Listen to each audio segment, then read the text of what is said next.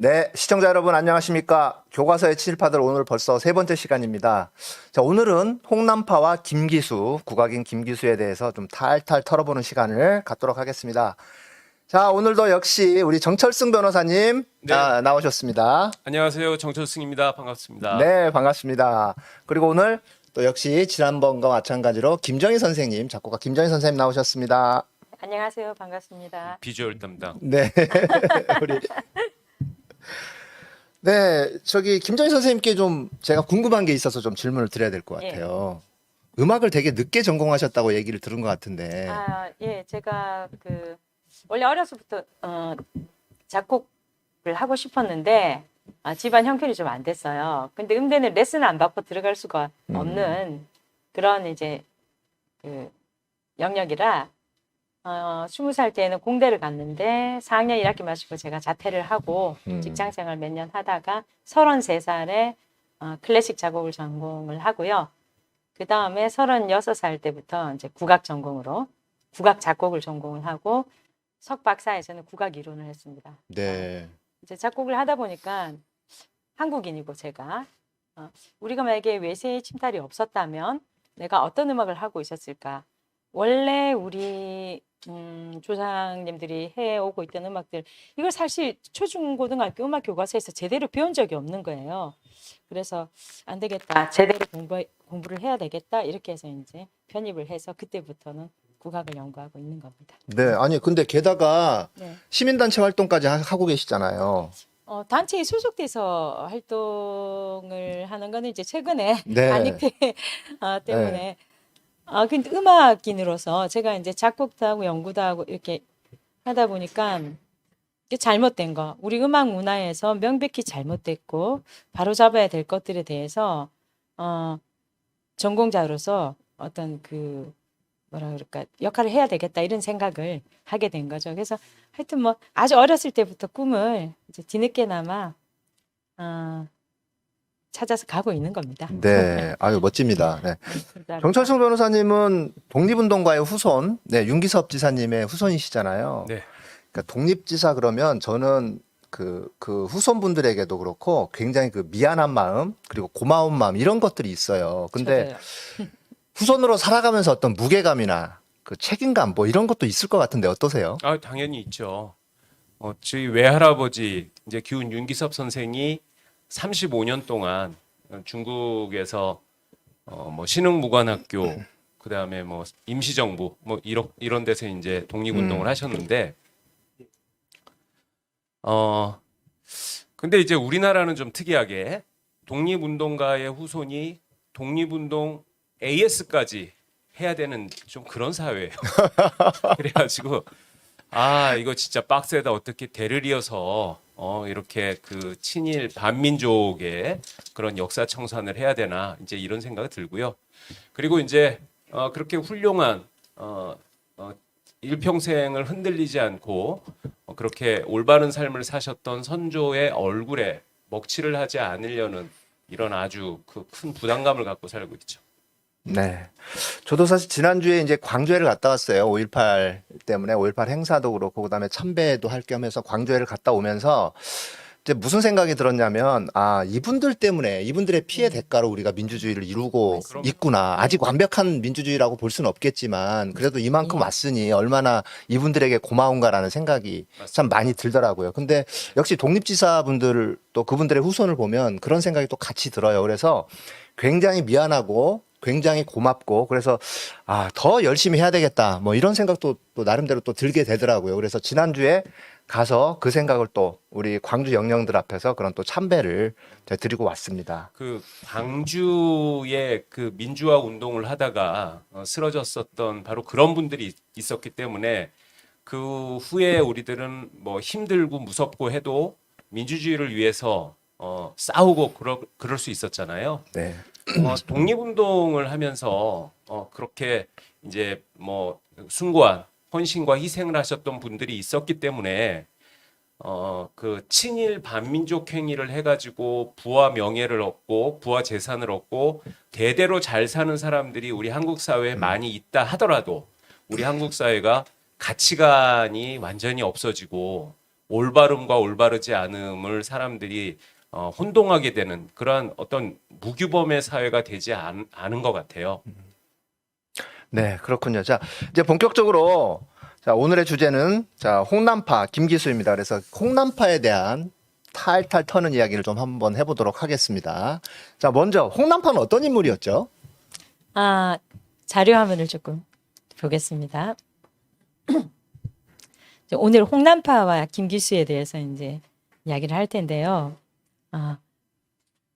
홍남파는 모리카와 준. 그렇죠. 이게 창씨 개명한 이름이 모리카와 준이고 본명은 홍영후입니다. 그다음에 이제 나소운이라는 예명을 쓰는데 이거는 대중가요 이런 거를 좀 작곡을 했었어요. 이제 돈을 벌기 위해서. 근데 클래식을 하면서 대중가요를 같이 한다 이러면 좀 지탄을 받던 그런 분위기가 있었잖아요. 그래서 나소운이라는 가명을 썼고요. 대중음악인으로서는 나소운이라는 이름으로 활동을 했다. 그 예, 얘기죠. 예. 저 남파는 호 아닙니까? 그렇죠. 근데 이제 그게 지금 가장 많이 알려진 이름이 이제 홍남파 이렇게 해서 거의 사람들이 그 홍남파로 알고 있는 거죠. 작곡가로 알려져 있지만 이제 원래는 바이올린을 했어요.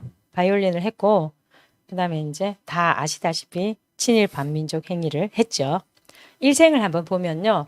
이제 1898년에 서울 또는 경기도 남양 이렇게 양쪽으로 지금 갈리고 있는데 하여튼 수도권에서 태어나서 YMCA에서 공부를 한 적이 경력이 있습니다.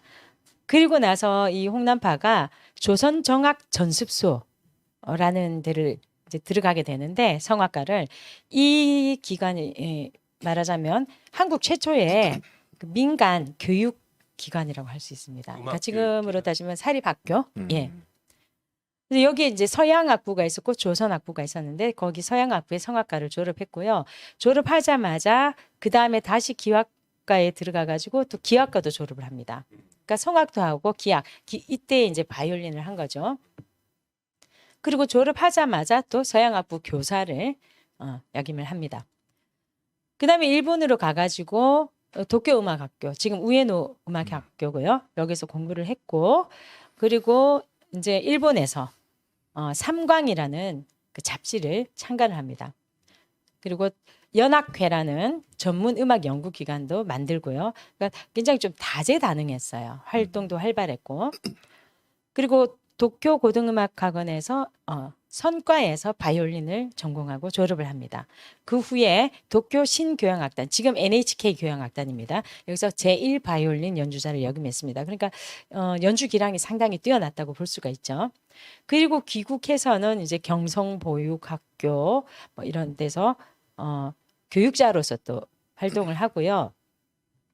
1931년에 천도교에서 천도교의 이도나 선생이 그 수은 최재우 선생의 용담유사에서 그 가사 8편이 있잖아요. 거기에서 노랫말을 발췌해 가지고 위촉을 합니다. 홍남파한테. 그래서 천독송, 거기 이제 천도교에서 부르는 노래를 천독송이라고 하는데 12곡을 작곡을 하는데 지금도 이 곡들이 불리고 있습니다. 그 다음에 또 잠시 미국에 유학을 하기도 하거든요. 근데 바로 이때에 흥사단에 가입을 합니다. 그리고 돌아와서는 다시 경성보육학교에 이제 일을 하고요. 그리고 이제 홍성류, 이영세와 함께 그 우리나라 최초의 실내악단 남파 산중주단, 남파 트리오 이런 단체를 결성해서 활동을 합니다. 그리고 일본의 빅타 추금기 주식회사에 또 경성 지점의 음악 주임으로, 그러니까 경영에도 또 일가견이 있었던 것 같아요. 그리고 이화여대, 지금의 이화여자전문학교에서 강사를 했고 경성중앙방송관현악단 지휘자에 취임하기도 합니다. 자, 그렇게 이제 쭉 보시면 바로 이 그 1931년에 미국에서 흥사단에 가입했던 네. 이 일로 해서 이제 동우회 사건에 연루가 됩니다. 수양동우회 지난주에 말씀하셨던 예, 그 예. 수양동우회 말씀하시는 예. 거죠? 네. 근데 그걸 한 번 더 정리를 해 보면요. 자료화면 한번 보실게요. 31년에 시카고에 있는 셔우드 음악학교에 입학을 하는데 그 해에 이제 가서 얼마 안 돼서 미주의 흥사단에 가입을 합니다. 그리고 그 다음 해에 음악 학사를 취득을 하고요. 근데 돌아와서 바로 이 그 동우회 사건이 1937년 6월에 검거가 시작돼가지고 그 다음 해까지 이어지거든요. 그래서 181명이 검거가 되지 않습니까?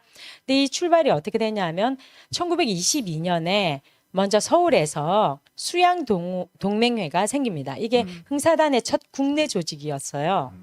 이제 이광수 등 이렇게 지식인 중심으로 서울에는 수양 동맹회가 있었고 조금 몇 달 후에 그 평양에서는 동우구락부라고 해서 이제 김동원 등 그 자산가들 이 조금 이제 자기들 사업에 서로 돕고 교류할 목적으로 동우구락부를 만드는데 1926년에 이 두 단체가 통합을 해서 수양동우회 이렇게 이제 이름을 다시 짓습니다. 그리고 동광이라는 기간지도 발간을 하고요. 그리고는 이제 흥사단과 이 수양동우회가 다시 1929년에 통합을 합니다. 그러면서 이름이 동우회가 되거든요. 그래서 동우회 사건 이렇게 이제 정확하게는 동우회 사건인데 출발이 이제 수양동우회에서부터 돼가지고 수양동우회 사건이라고도 이제 알려져 있는 거고요. 그래서 1937년, 38년 사이에 뭐 주요한 이광수 이런 그 인물들을 비롯해가지고 181명이나 검거가 됩니다.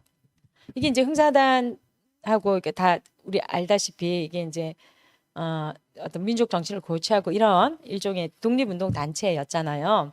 이러다 보니까 이때 검거된 사람들이 이제 취조를 받으면서 고문을 받죠.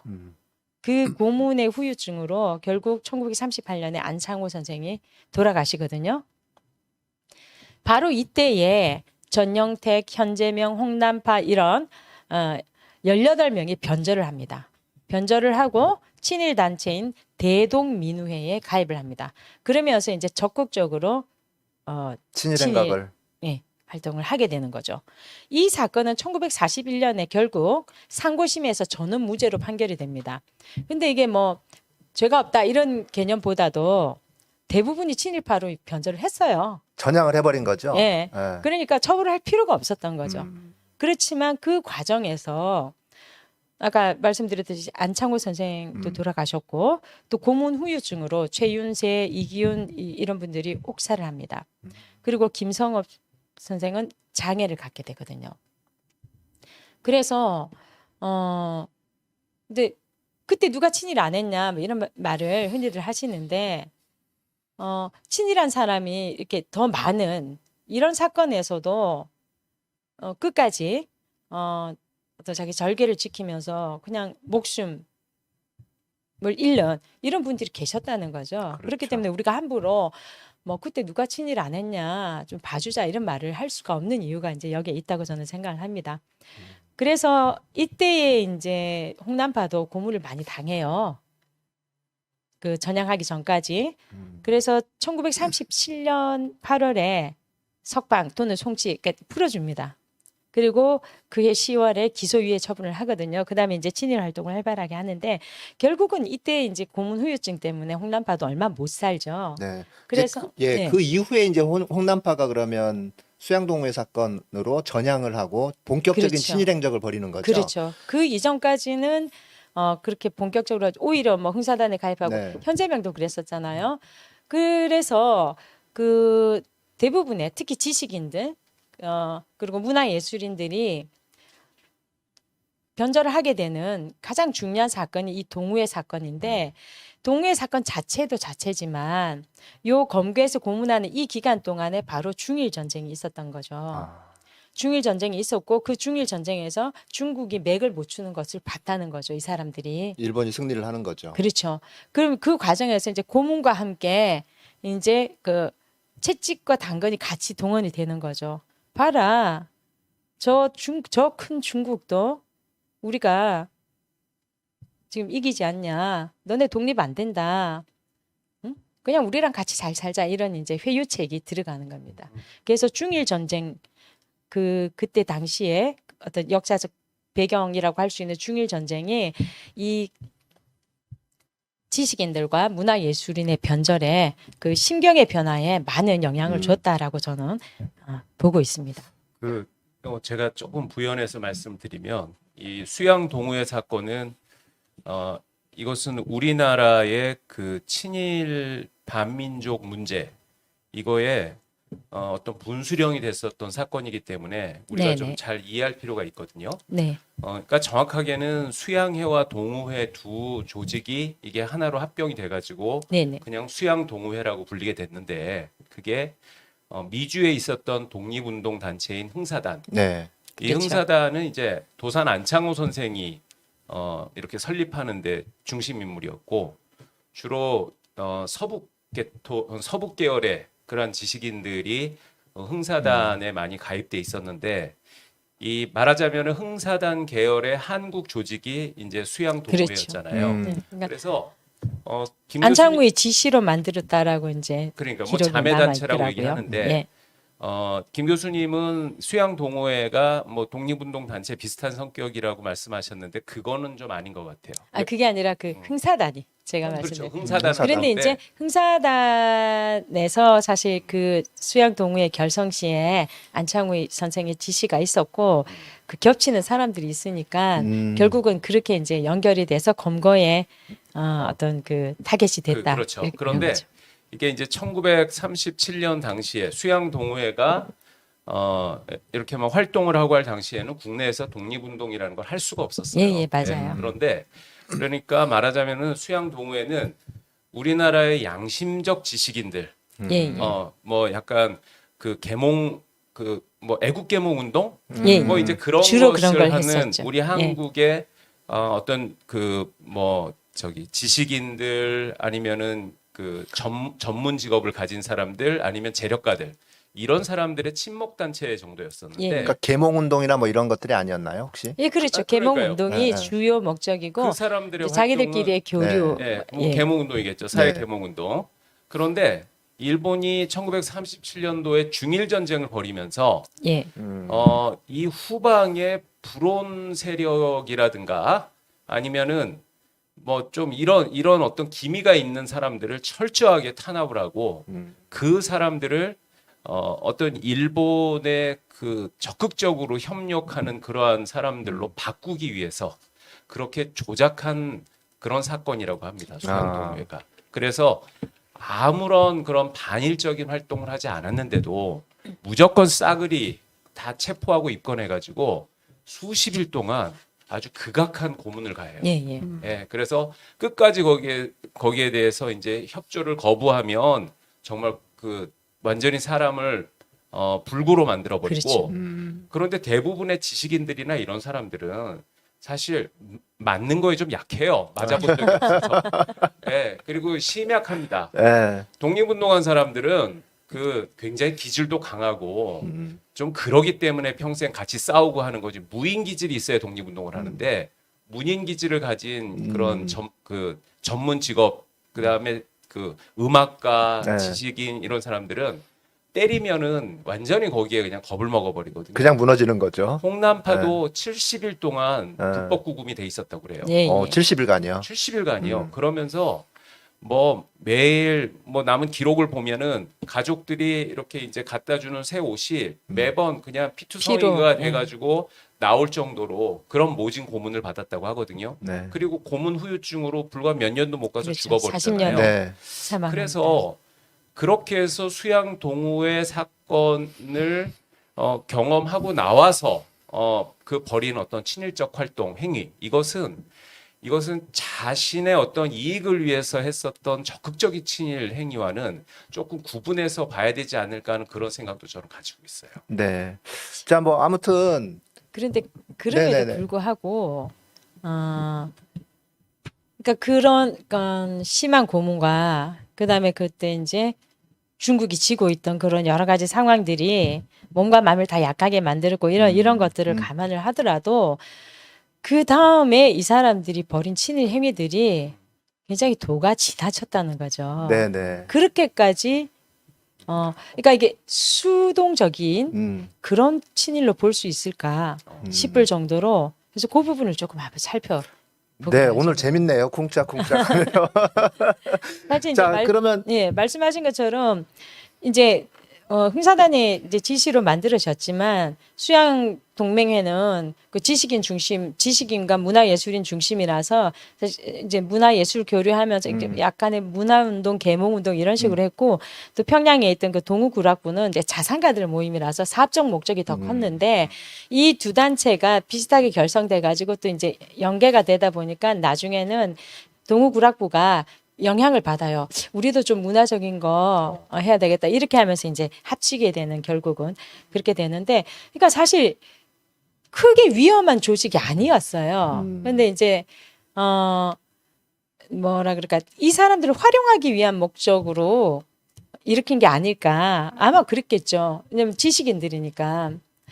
그랬는데 그 다음에 이제 그래서 결국은 이 사건을 계기로 대거 지식인과 문화예술인들이 친일로 돌아서는데 그 다음에 이제 어떤 행위를 했는지 한번 보도록 네, 하죠. 홍남파의 주요 친일 행위를 네. 한번 보겠습니다. 자료 좀 보여주시죠.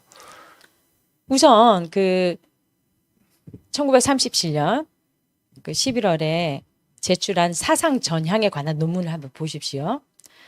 민족운동을 표방하는 단체에 가맹한 적이 있는 필자는 그 동기 여하와 그 활동 유무를 막론하고 후회가 막급하고 또 지도자 지위에 있는 사람으로서 부끄러움을 금할 수가 없다. 그래서 사상 전향을 결의하고 내 그릇된 생각과 마음가짐을 바꿔가지고 과거를 청산하고 앞으로는 일본 제국의 신민으로서 본분을 다하고 온건한 사상과 정당한 생각과 일본적인 생각이죠 다. 시대 관찰로서 국가에 대해 충성을 꾀하며 이 국가는 일본이죠. 민중에 대해서는 훌륭한 지도자가 될 것을 맹세하는 바이다. 이렇게 전향서를 제출해요. 뭐 고문 한참 고 받은 직후니까 우리 뭐 정치 그 조직 이렇게 뭐 사건들 많았잖아요. 근대사에. 그런 경우에도 뭐 써놓고 도장 찍어라 이런 경우도 있으니까 그렇다 치고요. 아무튼 굉장히 이제 그 분명히 밝히는 거죠. 그 다음에 해에 1938년에 대동민우회에 가입하면서 이때 18명이 가입할 그때에 전향서명을 또 한 번 냅니다. 이때에는 조금 더 뚜렷하게 조선 민중의 행복은 내선, 내라는 건 일본이고 선이라는 건 조선이죠. 두 민족을 하나로 하는 대일본 신민이 되어 신동아 건설에 매진함에 있다라고 이제 분명히 이제 더 뚜렷하게 구체적으로 밝히죠. 그래서 그 다음에도 이렇게 이제 전향을 두 번 크게 밝히고 그 다음에 이제 또 그 사이사이에 조선문예회라는 그 단체에 가입을 하는데요. 이 단체는 조선의 가요를 정화해서 그러니까 궁극가요 이런 거 만드는 단체죠. 그러니까 조선 총독부의 외곽 단체고요. 여기에 예술인 단체 같으네요. 그렇죠. 문예회니까요. 네. 그러니까 결국은 그 전시에 필요한 여러 가지 그 뭐 궁극가요 이런 거 만드는 그런 역할을 한 거죠. 여기에 이제 문인으로서는 김억, 이광수, 최남선 이런 사람들이 들어갔고 음악인으로서는 이제 이종태, 박경호, 그다음에 하마진 현재명 이렇게 되는데 하마진은 국악인입니다. 네. 이왕식 악부에 이제 악사장 했던. 그리고 이제 또 1937년 9월에는 바로 이 그 조선문예회에서 후원을 하고 매일신보사가 주최하는 바우딩 함락 축하 황궁감사 대음악회 뭐 이런 데에서 공연을 하고 오케스트라 지휘도 하고 거기서 나온 수익금을 가지고 황군 위문을 위해서 또 쓰고 뭐 이런 활동들을 계속해 나갑니다. 굉장히 자주 해요. 지금 대표적인 것만 추려온 건데요. 5월에 조선문예회에 가입해서 바로 9월, 10월 계속 하지 않습니까? 10월에도 음악 보국 대연주회 여기에서 바이올린도 연주하고 또 수익금 전체를 그 침략 전쟁을 위한 국방 헌금에 헌납할 거를 결의를 하고 이런 활동을 합니다. 그리고 이제 작곡을 하죠. 궁극 가요들 희망의 아침 뭐 이런 노래는 심지어 일제의 가창 지도곡으로 선정이 돼가지고 라디오에 수산에 나가는 거죠. 이 내용이 천황의 분부를 받들어 팔괭이루로 만들자. 이게 팔괭이 이제 세 개를 말하는 거죠. 이루가 이제 천황폐하의 그 국가고. 그러니까 전 세계를 다 대일본 제국에 영향하에 두자. 뭐 간단히 말해서 이런 이야기죠. 그리고 이제 39년 내는 또 그 라디오 방송에서 이런 뭐 대륙행진곡, 한국 정신으로 돌아가 기타 등등 이 수많은 군국 가요들을 연주를 합니다. 지휘를 하고요. 그리고 1940년대 죽기 직전이죠, 그죠? 이때에 1940년이 기원 2600년 이제 자기들이 말하는 일본 그 천황, 황실, 그렇죠. 일본 천황. 예, 예. 네. 2600년이 된 그 해인데 바로 이때 그 슈트라우스한테 헌정곡을 위촉을 한 거죠. 전에 아닉테 때도 뭐 살펴봤듯이 여기에 이제 공모를 하는데 여기에서 그 순정의 꽃장사라는 곡을 작곡을 해서 당선이 됩니다. 그리고 다음 해에 조선음악협회 결성대회에서 평의원에 선출되고 국민총력 조선연맹 이게 이제 이때의 가장 대표적인 친일 단체거든요. 그러니까 전시 체제를 뒷받침하는 그 어떤 그 관할 단체 총독부가 만든 거예요. 여기에 문화위원으로 선임이 됩니다. 그러면서 경성방송관현악단의 지휘자로 또 여러 뭐 국민총력의 노래 모두 병사다 탄환이다 뭐 열사의 맹세 이런 군국 가요들을 연주를 하죠. 그리고 얼마 못 가서 41년 8월 30일에 요양원에서 사망을 합니다. 이게 이제 고문의 후유증이죠. 그러니까 검거돼서 해방된 38년부터 41년까지 몇 년 안 되는데 그 몇 년간 굉장히 많은 활동을 했어요. 그리고 홍남파가 그 작곡이나 연주만 잘한 게 아니라 굉장히 재주가 많았다고 아까 말씀드렸지 않습니까? 그래서 글도 칼럼도 많이 썼어요. 네. 그 중에 하나를 한번 보실게요. 네, 진화사변과 음악이라는 저 매일신보에 발표된 예, 예. 1940년 7월에 매일신보에 네. 발표된 그 홍남파의 칼럼인데요. 사변 3주년과 반도 문화의 여명. 내용이 이제 쭉 내용이 나와 있는데 이번 사변이 1억 국민에게 보내준 선물이라는 거예요. 이 일로 인해서 새로운 국민가를 우리가 가지게 됐기 때문에 그리고 그러니까 이런 노래를 언제나 우리가 즐겨 부르면서 새로운 감격과 불타는 애국열을 고조시키자. 뭐 이런 이야기 하는 거죠. 그리고 이제 바야흐로 기원 2600년이다. 이제 신동아 건설의 대업이 하루하루 이제 다져지고 있다. 여기에 이렇게 총후라고 하면 이제 전쟁의 뒤쪽에서 지원하는 이런 여러 음악가와 종군했던 악인들의 이런 역할이 이제 커지고 있다. 이런 이야기를 하는 거죠. 그래서 이번에 성업, 이거 천황폐하의 이 대업이 성취돼서 국위를 이때 국위는 이제 일본의 국위죠. 천하에 선양할 때에 그 서곡으로 전주적 교향악으로 일본의 존재를 뚜렷이 나타낼 날이 빨리 와야 된다. 저기서 성업이라는 게 이제 그 진화사변을 이제 승리로 이끌었다 뭐 그거를 의미하는 건가요? 궁극적으로는 그 대동아 네. 건설하는 것이죠. 아, 대동아 건설. 그래서 이제 총후 국민으로서 뒤에서 이제 그 뒷배를 담당하는 국민으로서 음악 보국 운동에 매진할 것을 이제 우리가 스스로 기약을 해야 된다. 이런 이제 칼럼을 쓰는 거죠. 그러니까 이제 저런 거를 보면은 저거는 진짜 뭐 협박에 의해 가지고 마지못해서 그렇게 그 친일 반민족 행위를 했다고 보기는 보기 좀 어렵죠. 어렵다. 네. 그래서 우리가 흔히 이제 친일파라고 얘기하는 사람들은 정확하게는 친일 반민족 행위자들이고 네. 그냥 쉽게 말하면은 반역자들이에요. 음. 일제강점기 반역자들.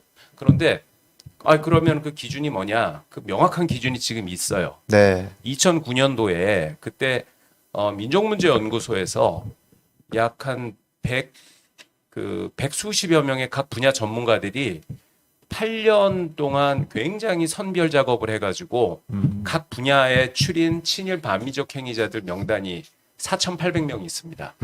그리고 또 같은 해 2009년도에 정부에서 조직한 그 위원회인 친일 반민족 행위자 진상규명위원회가 약 700여 명의 친일 반역자들의 명단을 발표를 해요. 네. 바로 이 사람들이 우리가 이제 친일 반역자라고 말하는 사람들인데 그런데 민족문제연구소는 4,800명, 정부기관인 친일 반민족 민족행- 진상규명위원회는 700여 명. 이러니까 그 700명은 당연히 민족문제연구소에 4,800명 안에 그렇죠. 들어가 있죠. 네. 그래서 그 두 기관에서 같이 친일 반민족 행위자라고 인정한 바로 그자들은 찐 친일 반역자들인 거죠. 네. 그런데 음악계에 그런 사람들이 딱 2명이 있는데 네. 그 한 사람이 바로 홍남파 씨고 네. 또 한 사람이 지난 회에 얘기했었던 현재명 전 음흠. 서울음대 초대 학장이었습니다. 네, 그렇군요. 네. 그런데 뭐 현재명 씨야 뭐 그렇다 치고 그 사람은 뭐 수양 동호회 같이 뭐 끌려가고 고문당한 적도 없어요. 현재명은 고문도 안 당하고. 처음부터 적극적으로 그냥 그런 친일 행각을 했었는데 홍남파 씨는 죽기 불과 4년이죠. 네, 4년 동안. 죽기 4년 전에 끌려가고 모진 고문을 당하고 나서 했는데 보면은 누구보다도 진짜 열심히 예. 친일 행각을 예, 벌인 거죠. 다 죽어가면서까지 왜 저렇게까지 열심히 친일 행각을 했을까? 네. 자기가 이런 생각이 그렇게 들죠. 쉽게 죽으리라고 생각을 안 했을 것이고, 제가 이제 그 문화예술인들도 문인들 이렇게 변절한 후에 글들을 쭉 읽어보면요, 이 사람들 다 이제 교육받고 지식인들이잖아요. 자기 합리화할 수 있는 능력들이 있는 거죠. 그렇죠. 네. 어떻게든 자기가 논리적으로 그걸 변명을 하거든요. 음. 그리고 그 합리화에 가장 큰 영향을 미친 게 바로 중일 전쟁이었고요. 그러니까 개인적으로는 고문이나 이런 거였겠지만 그 어떤 대의 명분상 이런 거 설득할 때 보면 우리가 그 공령하자, 다 같이 잘 살자. 뭐 중국도 지금 저렇게 되는데 우리가 어떻게 우리 힘으로 독립하냐 이런 논리가 반드시 들어가거든요. 그리고 이제 홍남파 같은 경우는 그러니까 현재명하고 이훈열은 너무나 처음부터 뭐 고민도 없었을 정도로 대놓고 친일이었기 때문에 사실 그렇게 구구절절 말씀을 드릴 필요도 없다. 네, 예, 예. 드릴 필요도 없었는데 홍남파 같은 경우에는 지금 뭐 기념사업도 막 굉장히 그러니까 애정을 가진 사람이 많아요. 또 측은지심 이런 것들을 가진 사람도 많고요. 저도 측은지심은 있어요. 홍남파에 대해서. 네. 저라면 어땠을까 이런 생각도 한 번쯤 해보게 되는데 그럼에도 불구하고 이게 그 뒤에 행적이 너무나 맞아요. 너무 적극적이라는 거죠. 그래서 그 대표작을 한번 보실게요. 홍남파가 얼마나 다재다능한 사람이었냐면 그 작곡가로서는 우리 다 아는 봉선아 물밑에선 봉선아야 네. 이거는 사실 처음에는 그 애수라는 기악곡이었어요. 바이올린으로 연주했는데 선율이 너무나 그 애절하고 좋다 보니까 선율성이 굉장히 좋거든요. 이영렬도 바이올린을 했는데 그 바이올린 했던 사람들이 굉장히 선율성이 뛰어납니다. 그래서 네. 노래를 많이 만들어요. 김영준이라는 사람이 나중에 가사를 붙여서 근데 그 가사가 우리 민족이 처해 있던 그 어떤 그 현실과 그러니까 그 신경을 대변을 잘 해줘서 일약 히트곡이 된 거죠. 고향의 봄 뭐 제가 부를 필요도 없죠. 다 아시는 거고. 나의 살던 고향. 성불사의 봄. 네. 성불사 깊은 밤에 그간 풍경 소리 다 아시잖아요. 네. 우리 다 배웠잖아요. 김 교수님 목소리로 그 노래 들으니까 더 좋네요. 네. 그러니까요. 봄처녀제 제 오시네. 오시네. 새 푸릇을 입으셨네. 이런 거 정말 너무너무 많이 불렀거든요. 너무 그 많이 불렀죠. 저렇게 주옥 같은 네. 그 가곡을 많이 작곡을 했기 때문에 네. 홍남파 씨의 별명이 한국의 슈베르트였다고 그렇죠. 하죠. 네, 그랬어요. 네. 저도 그렇게 가곡이 들은 것 같아요. 굉장히 네. 또 아름답고 네.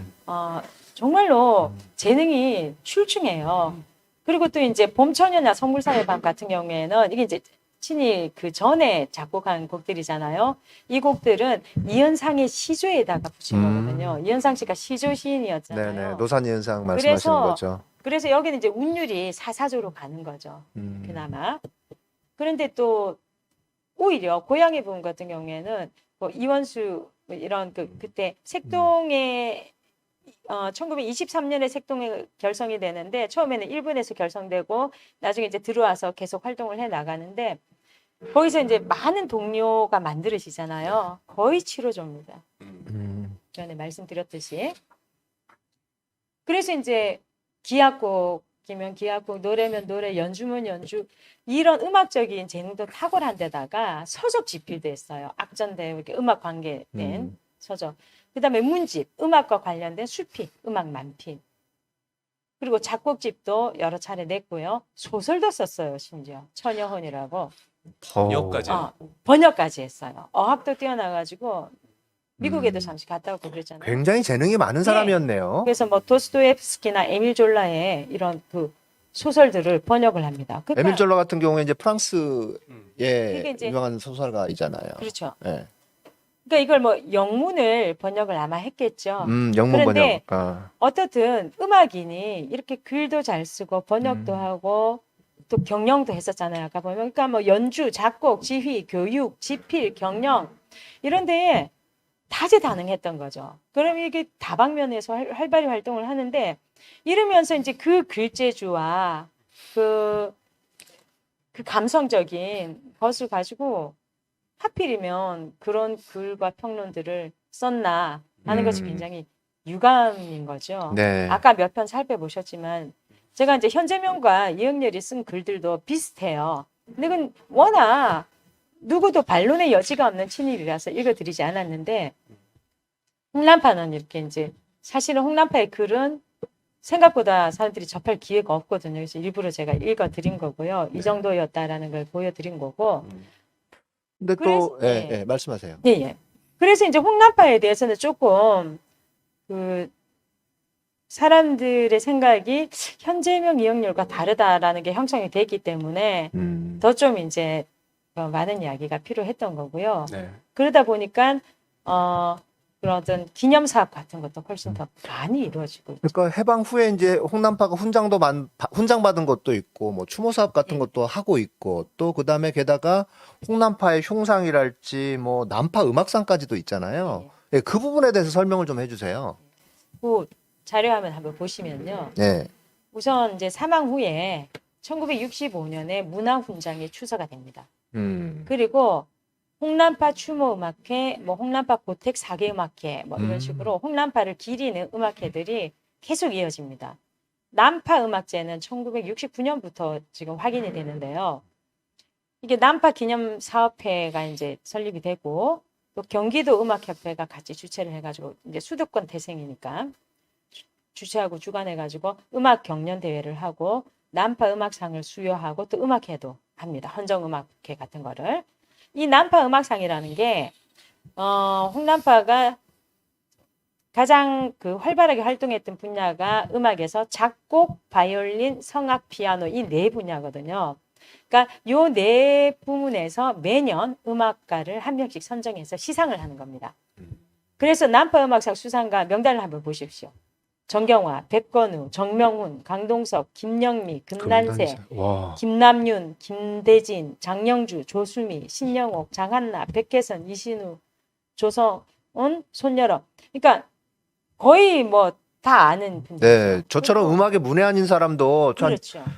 절반 이상 한 60%, 70% 정도는 들어본 이름이에요. 세계적인 음악가들은 물론이고 지금 뭐 김영미, 김남윤, 김대진 네. 이런 분들은 한국예술종합학교 아, 네, 지금 음악원 교수, 교수. 예 들거든요.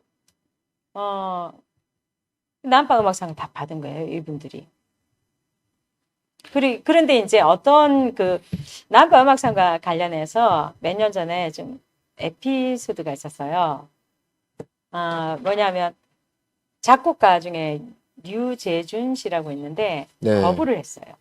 아, 남파 음악상 수상을 예. 난 상 안 받겠다 거부를 하신 거예요. 그러니까 이제 홍남파 씨의 2013 친일 년. 행각이 이제 두 가지였어요. 네. 네. 이 사람 그때 거부한 이유가 그 이유가 두 가지였는데 이제 말씀하셨듯이 친일 행적이 문제가 되고 있는데 뭐 내가 받을 수 없다 이거였고 또 한 가지는 이 상의 공정성에 문제가 있다고 본다. 뭐 그러니까 그 류재준 씨가 보기에 별로 자격이 없는 것 같은데 받더라. 이런 경우들이 많다. 난 그런 상 안 받겠다. 그래서 굉장히 그때 그 언론에 많이 회자가 됐어요. 그래서 다른 사람이 대신 받았어요. 아니 안 받겠다 그러면은 안 받겠다고 수상자 그러니까- 없음이 되는 거 아니에요? 근데 다른 사람을 지적했는데 그 사람 또 받더라고요. 기분 나빠서 안 받을 것 같아요. 나도 안 받을 그러게요. 것 같은데. 그러게요. 내가 무슨 대타야? 뭐 이런. 그런데 그래서- 이제 그 홍남파 선생이 정말 37년 이후에 뭐 예컨대 안창호 선생도 그때 뭐 수양동호회 사건 관련해 가지고 들어가서 고문받고 풀려난 다음에 바로 돌아가셨잖아요. 네, 네. 만약에 홍남파 선생이 이제 뭐 저 미국 유학 가가지고 거기서 그 교통사고를 당한 후로 늑막염을 얻었다고 하더라고요. 그게 예, 예. 고질병이 돼가지고 그게 이제 그 수감 생활 동안 악화가 돼가지고 결국 그걸로 해서 죽었다고 하는데 그 짧은 기간 동안에 그 친일 활동을 하지 않고 그냥 뭐 고문 후유증이나 이런 걸로 그 후에 그냥 조용히 더 짧게 살았다. 사셨다면 그러니까요. 저 그러면 남파 음악상은 정말 의미 있는 정말 의미 있고 정말 네. 권위 있는 그런 상이 되겠죠. 네, 그렇게 됐었을 것 같아요. 저도 너무 아까워요. 개인적으로 굉장히 그 부분이 유감이에요. 네. 그러니까 뭐 아무리 그렇지만 내가 그렇게 쉽게 죽겠어. 그러니까 오히려 이제 그 소나무가 병이 들면 솔방울이 더 많이 달리는 거 아세요? 그러니까 내가 죽을 때가 된 것 같다 이러면 이제 퍼뜨리기 위해서 자손을 번식하기 것처럼 위해서. 그러니까 내가 뭐 설마 금방 죽지는 않겠지 이런 마음도 있었겠지만 오히려 더 그래서 더 자신의 업적을 적극적으로, 과시하거나 뭐 이런. 그러지 않았나. 근데 굉장히 유감스럽죠. 네. 그냥 나 아파서 아무 일 못한다 이러고 그냥 응급만 했어도 그 굉장히 누가 뭐라고 할 그렇죠. 사람이 없는 상태였는데 그렇죠. 그리고 사실 그 현재명이나 이흥렬과는 약간 차별성이 있거든요. 왜냐하면 그 전에 그 음악 활동들에서 좀 민족주의적인 이런 것들을 그래도 색깔을 좀 음악적으로도 띄거든요. 네. 그래서 굉장히 저도 그런 부분은 안타까워요. 뭐하러 그렇게 무리해서 그런 적극적인 친일 행위를 해서 많은 사람을 안타깝게 하나 본인도 마이너스고 후손들도 곤란하고 그런데 그래서 하여튼 지금도 요 화면 한번 보실까요? 종로구에 가면 홍남파 가옥이 이렇게 꾸며져 있고요. 홍상도 있습니다. 아직까지. 예. 그렇죠. 그래서 이제 이런 경우에 좀 생가인 거죠, 생가. 태어난 곳인가요? 아니면 살았던 생각은 곳인가요? 아니죠. 지금 아까 말씀드린 잠시 머물렀던 곳? 서울이냐 뭐 경기도냐 이렇게 네네네. 분명하게 있기 때문에 요 이제 기거했던 곳 네. 오랜 기간. 그래서 그러면 이제 이런 이야기를 하면 그러면 뭐 약간 친일했다고 그걸 다 버릴 거냐? 그건 아니죠. 공선화는 저도 뭐 지금도 부르고 고향의 번도 부르고 이러는데 그런 것이 아니라 알고는 있어야 된다는 거죠. 네. 그러니까 그렇죠. 공만 자꾸만 업적만 이야기할 게 아니라 이런 것들을 분명히 과도 같이 이야기함으로써 이후에 예술가들이 자기의 재능을 어떻게 쓸 것인가 좀 귀감이 될 수 있도록 그 반면교사가 될 수 있도록 그런 활동을 그런 어떤 그 조치를 해야 된다는 거죠. 그런 비극을 다시 되풀이하지 않으려면 네. 자, 그러면 이제 홍남파는 여기까지 하고 그 다음에 국악인 김기수로 한번 넘어갈게요. 굉장히 낯선 이름이에요. 그리고 제가 이 방송을 준비하면서 김정희 선생님하고 여러 가지 얘기를 나누다가 김기수에 대한 얘기를 저도 사실은 처음 들었거든요. 근데 처음 듣고 나서 찾아보니 이 사람의 친일 행적이 장난이 아닌 거예요.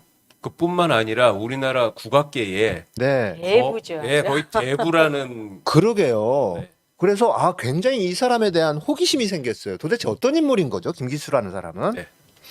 참 너무나 유감스럽게도 적극적인 친일 행위를 한 분들이 다 천재적인 분들이에요. 이건 분야를 막론하고 우리 뭐 문학에서 서정주 선생 그 시의 품격 자체만 놓고 보면 네. 정말 타의 추종을 불허하잖아요. 그런 것처럼 그 굉장히 안타까운데 우리 그 김기수 선생도 그 호가 대마루 주컨인데요. 그래서 지금은 이게 이제 그 전시 그 국악원에 들어가면 이제 박물관 전시장이 여러 개 있는데 지금은 그게 싹 개편이 돼서 없어졌는데 굉장히 오랫동안 주컨실이 있었어요. 그래요. 주컨 김기수를 기념하기 위한 이 양반의 유품과 또 뭐 업적 이런 거를 전시를 굉장히 오랫동안 했어요. 2009년에 이제 없어졌다고. 국악인 이름이 미스야마 데스조는 조금 안 어울리네요. 뭔들 어울리겠습니까? 근데 이제 이분은 원래 이제 대금 연주자였고 또 작곡도 잘했어요.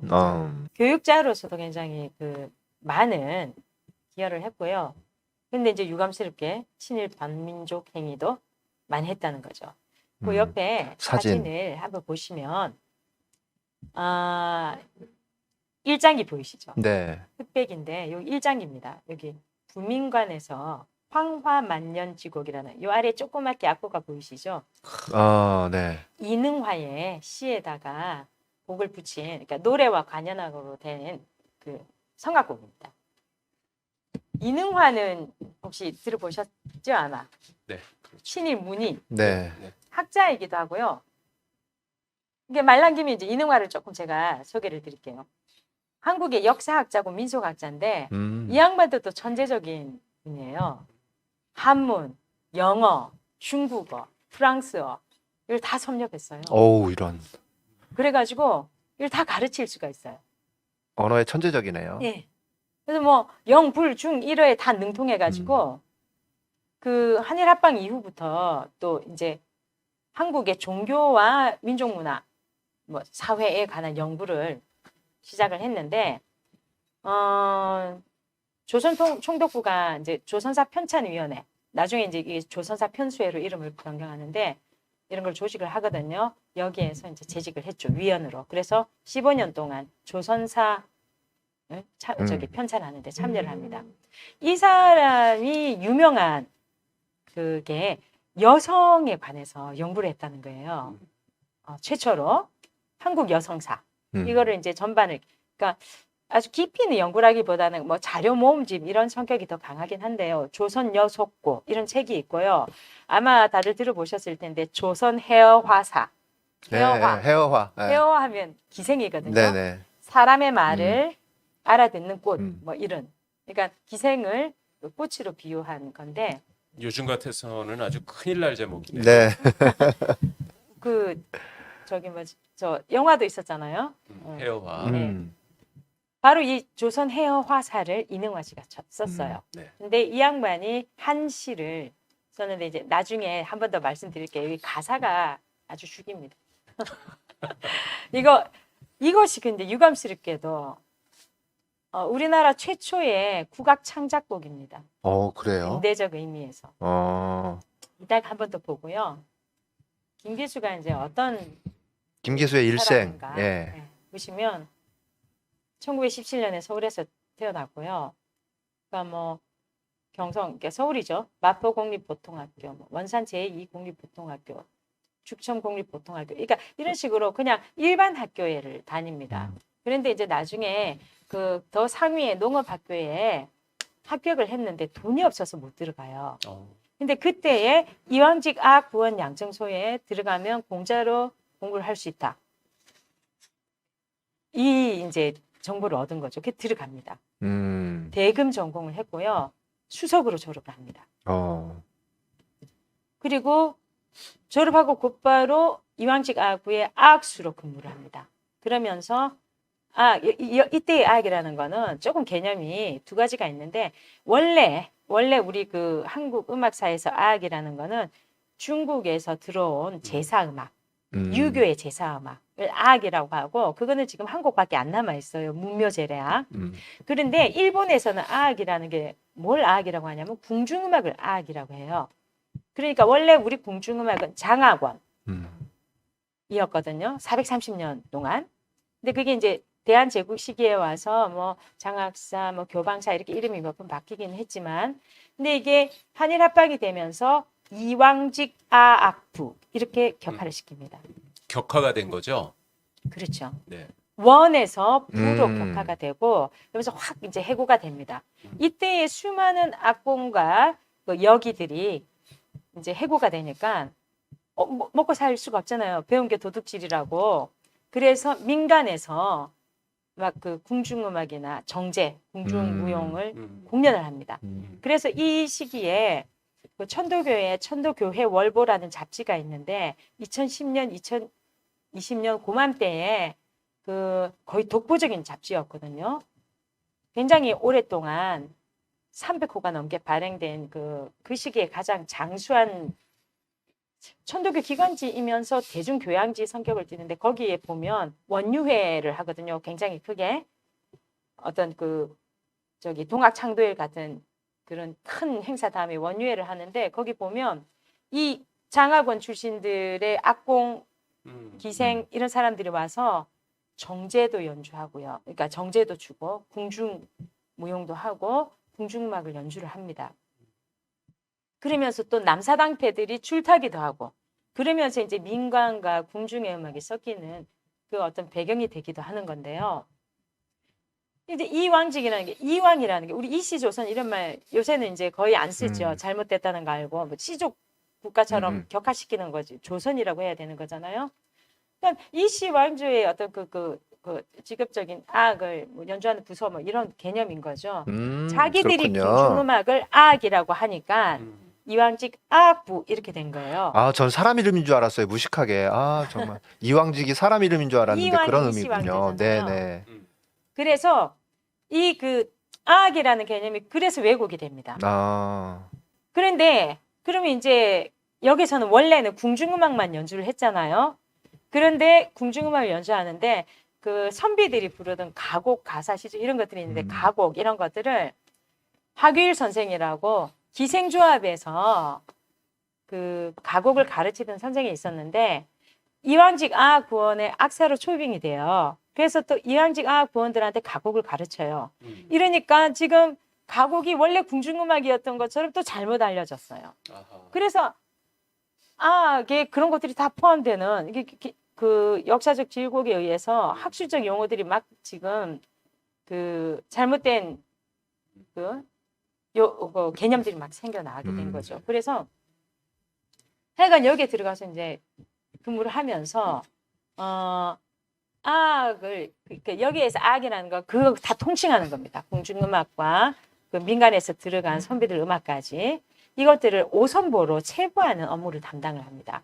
이러면서 이제 김기수가 그 오선보 체제를 익히고 이것이 작곡의 어떤 기초가 되는 거죠. 네.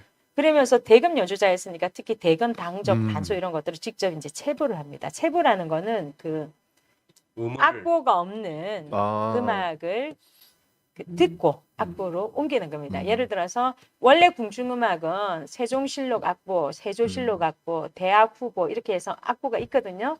있는데 그 민요라든지 또 그 뭐 판소리라든가 민간의 음악들은 악보가 없거든요.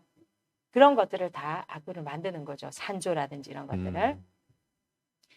그러면서 1939년에 이제 그 다음 해가 환기 2600년이잖아요. 슈트라우스한테도 위촉하고 네. 막 이게 그 홍남파도 뭐 당선되고 이랬잖아요. 그러니까 대대적으로 공모를 하는 거죠.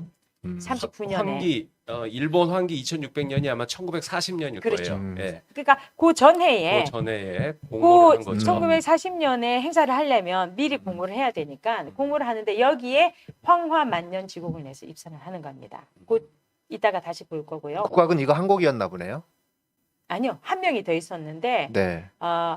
이 곡이 더 이제 뛰어난 주목을 네네. 받고 연주가 굉장히 많이 됩니다. 네네. 그리고 1942년에는 만주로 이동을 해서 해방 후에 귀국을 합니다. 그래서 이제 여기까지가 이제 해방 전까지의 활동이고, 그러면 이제 그 기간에 김기수가 어떤 친일 행위를 했나를 보게 되면 아까 말씀드린 황화만년지곡이 당선이 됐잖아요. 예. 이거 이제 막 40년에 부민관에서 초연되고 나서는 이제 자주 연주를 하는 거죠. 그리고 이왕직 아학부에서 그러니까 이왕직 아학부가 이제 총독부의 관할을 받게 되니까 이미 이제 1938년경부터는 이왕직 의뢰에 일본 국가 기미가요, 우미 육화바.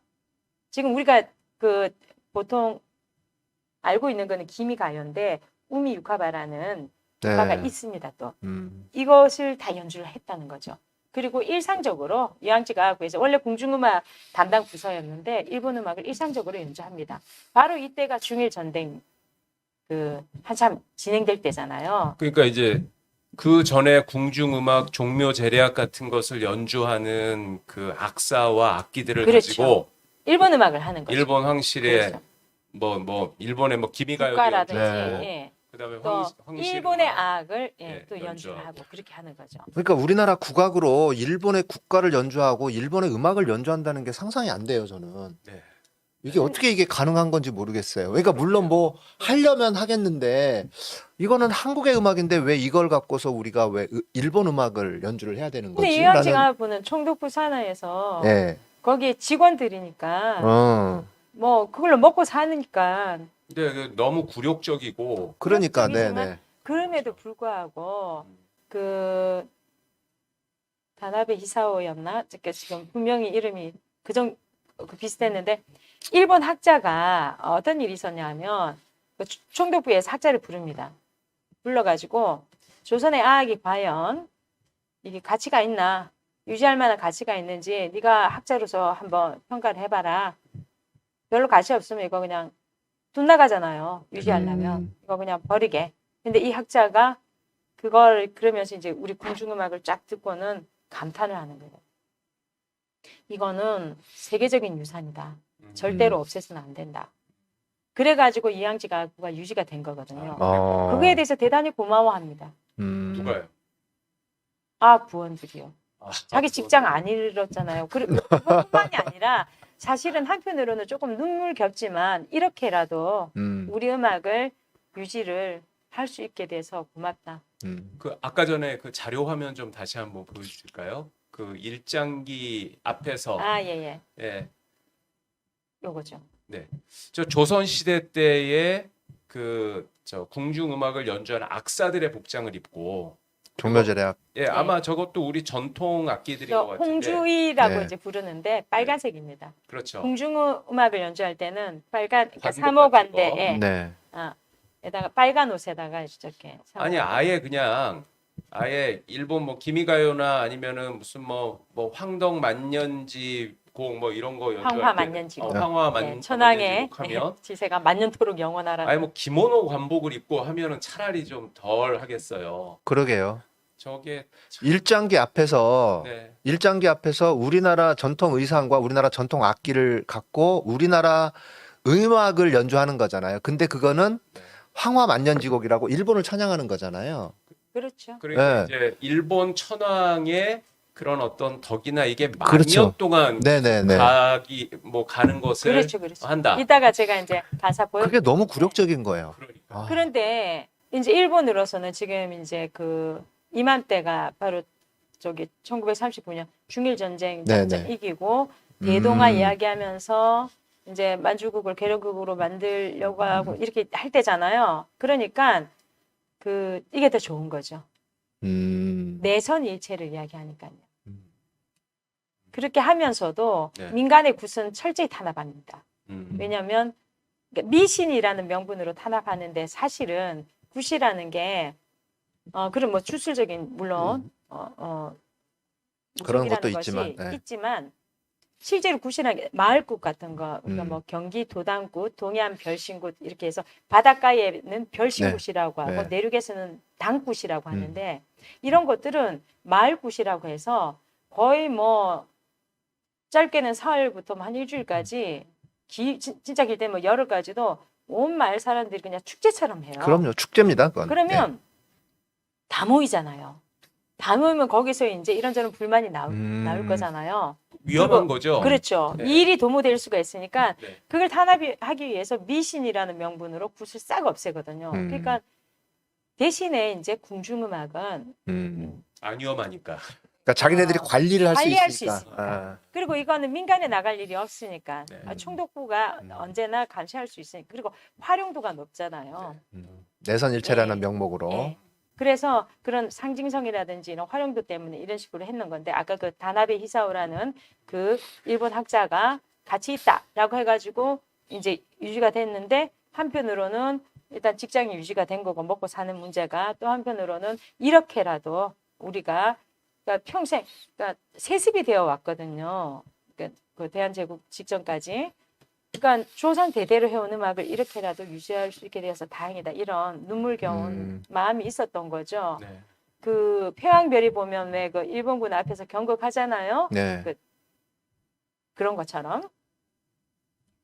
그래서 이제 그 이렇게라도 사실 뭐 그래서 그런데 그 일부 학자들은 그래서 단합이서 엄청 고마워하고 뭐 은인인 것처럼 말하는 그런 선생님도 제가 봤는데 이건 좀 오버하죠 사실. 그렇게까지 할 필요는 네. 없는. 그런데 아까 이제 굿 이야기 나왔으니까 살짝 조금 더 말씀을 드리면 똑같은 논리로 누가 굿을 탄압했는지 아세요? 박정희. 그렇죠. 박정희가 있죠. 음. 똑같은 논리로 미신이다. 음. 자, 근데 일본이 미신이라고 굿 탄압한 거는 진짜 웃기는 일이에요. 이 세상에 미신이 제일 많은 나라가 일본 아닙니까? 그렇죠. 집집마다 신주 네. 단지가 막 열 몇 개씩 되잖아요. 많은 집은. 기독교가 거기 정착을 못한 동북아에서 유일한 나라가 일본 아닙니까? 그렇죠. 미신을 네. 너무 좋아해서. 그럼. 자기네 나라 미신이나 어떻게 할 것이지. 근데 똑같은 논리로 박정희가 탄압을 했거든요. 그런데 악사들이 민간의 악사들은 돈이 제일 많이 되는 게 굿입니다. 지금도 그래요. 지금도 굿 음악 무악 반주 잘하는 우리 그 전공자들은 페이 아주 세게 받습니다. 이런 무대에서 그 공연하는 것보다 몇 배 되고 페이 자체도 뭐 두세 배 되고 페이뿐만이 아니라 굿 보러 온 사람들이 흥이 나면 막 꽂아줍니다. 악기에 또 이렇게 막 한복 섭회 5만 원짜리 막 꽂아줍니다. 왜 복이라고 생각하잖아요. 아니 보면은 들어보면 단순한 리듬이나 뭐 멜로디가 계속 반복되는 무화가 것 그렇습니다. 같던데요. 그런데 네. 이제 그게 이제 어떤 주술적인 또 기복적인 게 있잖아요. 네. 내용이 그러다 보니까 사람들이 그런 게 다 동참을 하거든요. 그래서 굉장히 굿이 중요한 생계 수단이었거든요. 그런데 그분들도 음악인입니까? 아니 다 그런 건 아닌데 네. 그 지금은 이제 많이 공연 다양화돼서 네네. 공연 활동들을 많이 하지만 이 시대만 해도 민간의 음악인들은 이런 그 악공 공중 악사나 악공이 아니라 민간의 음악인들은 민간에. 그 굿이 가장 큰 네. 네. 그 돈벌이 수단이었 생계 수단이었는데 그래서 탄압해보기. 굉장히 어려웠죠. 네. 굉장히 어렵게 지내고 굉장히 어렵게 그 유지해 온 거죠. 그래서 그 일제 강점기 때 민속악을 유지해온 두 축이 기생과 그 무당이에요. 네. 굿음악과 그 기생음악이에요. 이 부분들에 대해서는 천민이라고 해서 천시한 그런 시각에 대해서 굉장히 다시금 조명이 되고 있거든요. 학계에서도. 네. 그런데 박정희 때에 그렇게 똑같이 탄압이 들어갔잖아요. 그러니까 민간의 악사들이 생계에 치명적인 타격이 온 거예요. 그때 생긴 게 사물놀이예요. 김덕실 선생의 그 사물놀이패. 아니 굿을 못하게 하니까 먹고 살 수가 없잖아요. 그러면 할 수 있는 게 공연밖에 없잖아요. 근데 공연을 하려 그러면 기존의 풍물이라는 건 막 열댓 명이 막 이렇게 서서 춤도 추고 소리도 하고 재담도 하고 뭐 이러면서 진행되는 거라 현대 이렇게 좁은 공간 특히 작은 무대에서는 어렵거든요. 그래서 이거를 현대적인 무대 특히 작은 무대에서도 연주하기 쉽게 만드는 게 사물놀이가 1978년에 생깁니다. 그게. 그래서 사물놀이 음악이 굿 음악이랑 대단히 풍물이죠. 풍물. 그러니까, 비슷하게 다 비슷하군요. 일맥상통합니다. 네, 그렇군요. 민간 음악들은 다 일맥상통하는데 네. 좀 많이 샜는데요. 네, 계속해서 이제 그래서, 김기수로 예, 넘어가면 그래서 이제 또 이제 김기수의 이제 친일 행위를 보면 그뿐만 아니라 만주에 가서는 요 만주에 가기까지 약간 에피소드가 있던데 이제 그 상관과 갈등을 일으켜서 간 것 같은데 그 구체적인 내용은 안 나오더라고요. 근데 이제 하여튼 만주에 가서 뭐 자무스 뭐 이런 자세히 모르겠어요. 뭐 하는 데인지는. 하여튼 이런 데서 뭐 고원을 지내고 하얼빈시에서 주로 뭐 일을 하면서 그 활동을 합니다. 이 하얼빈시라는 게 저기 그 만주국의 그 고할 핵심 네. 저기 도시잖아요. 바로 여기에서 에하라 고이치가 부시장을 했던 데잖아요. 731 부대가 있었고. 네. 예. 그래서 만주에서 활동한 거는 다 친일, 거기는 독립운동 아니면 친일이라고 보시면 되는 거죠. 이렇게 하다가 해방된 후에 이제 들어오거든요. 들어올 때도 금강기국당 이런 단체를 만들어서 이제 부단장으로 옵니다. 오자마자 상명여고 교사로 가요. 근데 국어와 국사를 가르쳐요. 근데 희한하게 음악을 가르치는 게 아니고. 그렇더라고요. 네. 그리고 이제 기본적으로 이분들도 한학 이런 걸 기본적으로 좀 하셔요. 그러다 보니 그렇게 된 것 같은데 1950년에 이제 구왕궁학부로 이왕직 아학부에서 이름이 바뀝니다. 해방 후에 구왕궁아학부로. 이왕직이라는 것이 이제 그 총독부에서 만드는 치욕적인 이름이니까요. 그리고는 1951년에 이 그 전쟁의 와중에 부산에서 국립국악원이 열거든요. 개설이 되거든요.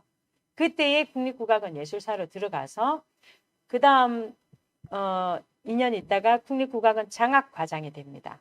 이게 이제 그 원장으로 가는 수순이라고 보시면 됩니다. 그래서 1955년에는 국립국악원 부설 국악사 양성소에 교무주임을 하고요. 59년부터 73년까지 서울음대 국악과 강사로 나갑니다. 서울대 음대의 국악과가 생기거든요. 요때. 그리고 이제 62년에 국립국악원 악사장 그리고 국악사 양성소 부소장이 됩니다. 이제 진급을 계속 하는 거죠. 그리고 요맘때부터 79년까지 계속해서 문화재위원회 전문위원, 문화재위원입니다. 전문위원이라는 거는 조사자입니다. 저도 이제 이거 여러 차례 했는데 어떤 문화재를 심사를 할 때에 학술적으로, 예술적으로 가치가 있는지를 조사하는 조사위원이고요. 그러니까 권력을 가진 것은 문화재위원입니다. 실제로 문화재를 줄 것이냐 말 것이냐, 종목으로 지정할 것이냐 말 것이냐. 이것이 지금 이제 문화재청에 이제 다 소속되어 있는 그 역할들인데 굉장한 권력이죠. 전문위원은 권력이 아닌데 문화재위원은 굉장한 권력입니다. 문화재의 종목을 그 생사 여탈권을 가진 거죠.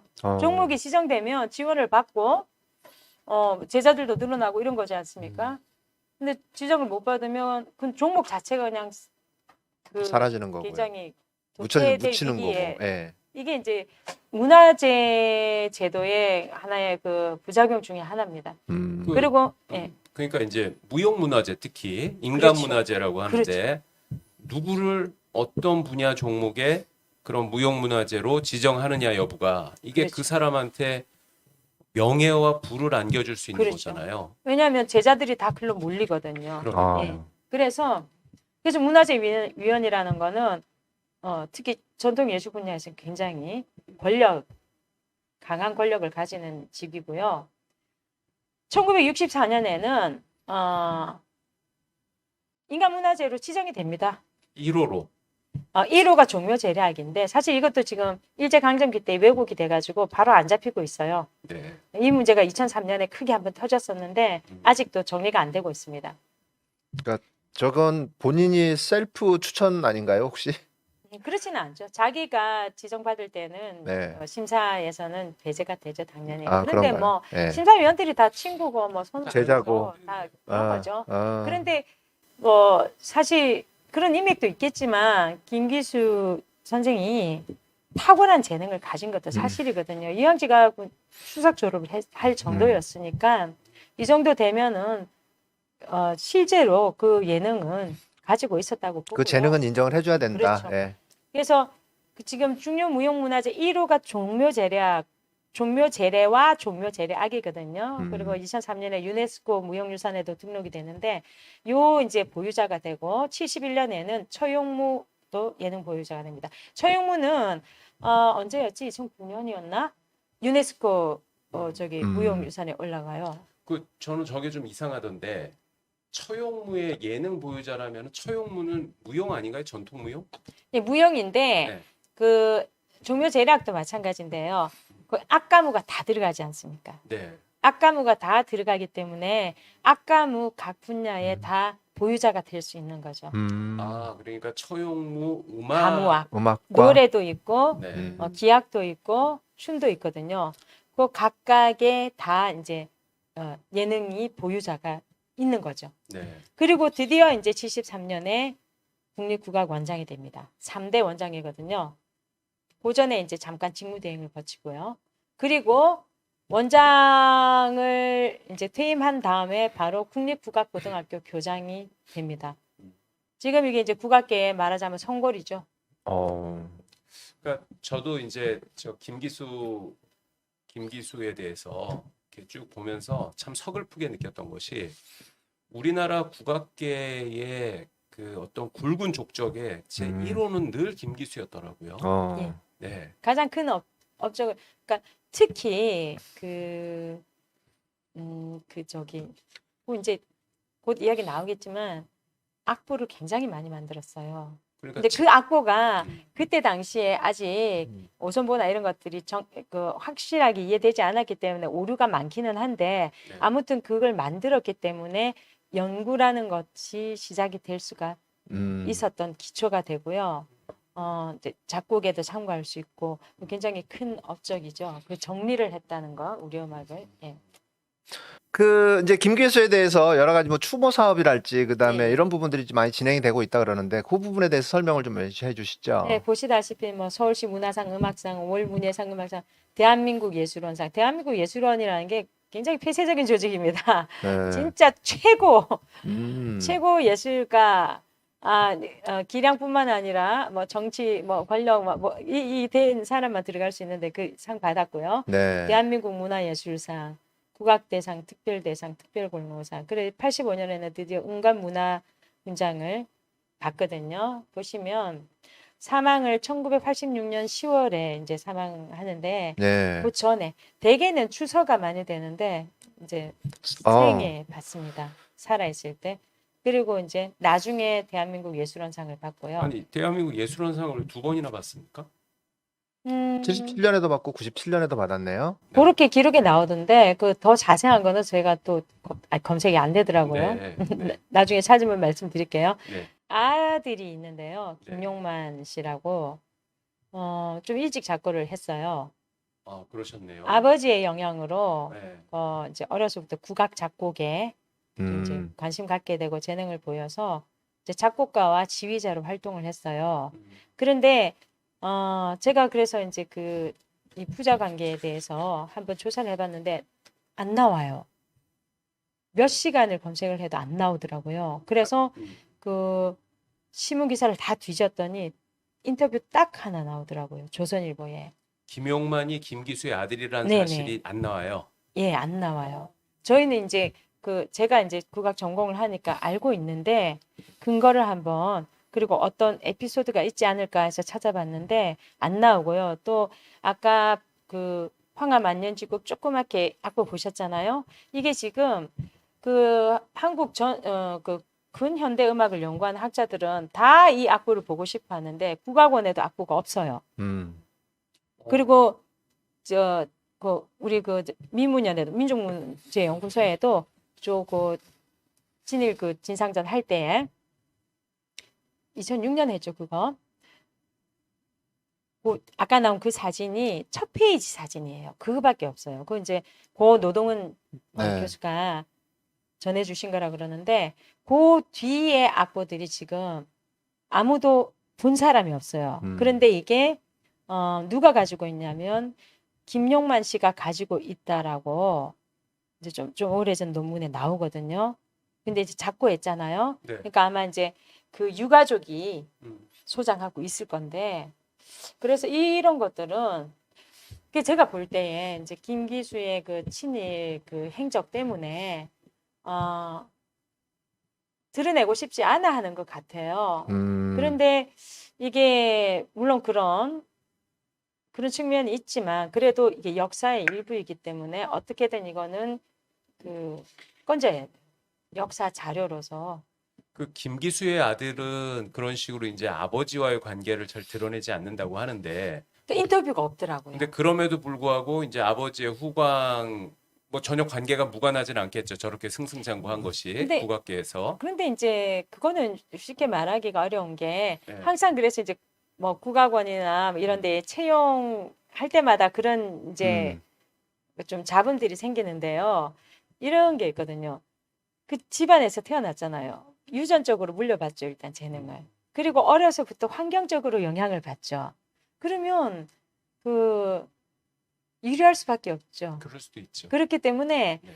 반드시 후광이다라고만은 하기는 어려운 게 있어요. 음. 그래서 옛날에도 그런 어떤 유전적인 재능과 이런 것들 때문에 그 이황직 아구의 학생이나 악공들도 다그 세습을 했던 거거든요. 음. 저도 제 딸이 제 제자거든요.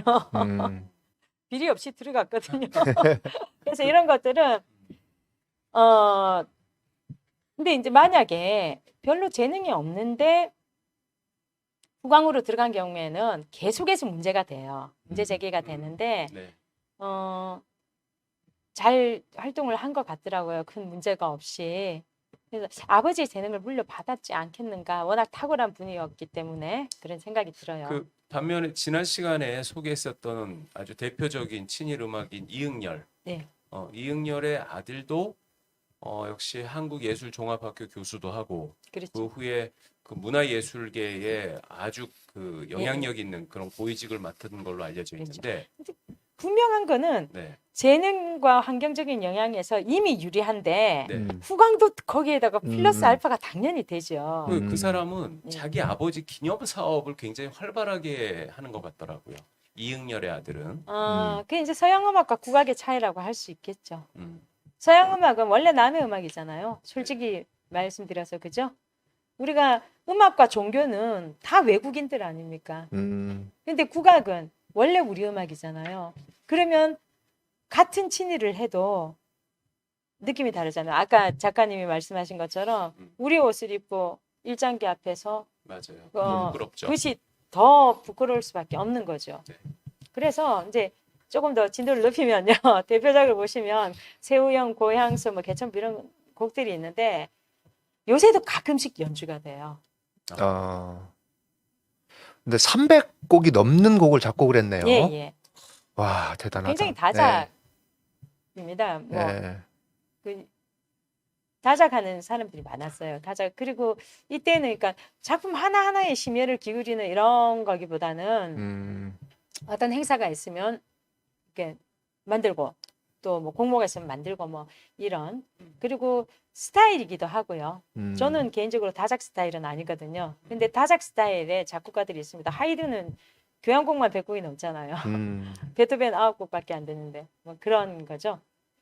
그리고 이제 이 김기수 선생도 다재다능해가지고 보시면 이런 악보, 한국 민요 50곡집 대경곡, 그러니까 각종 대금 단소 이런 그 교본들을 많이 만들었어요. 당신이 이제 관악기 연주자니까. 저 한국민요 50곡집 같은 경우에는 체보를 해서 만든 건가요? 그렇죠. 네. 그리고 이제 월화 정가, 월화는 저 김월하 선생 그 정가의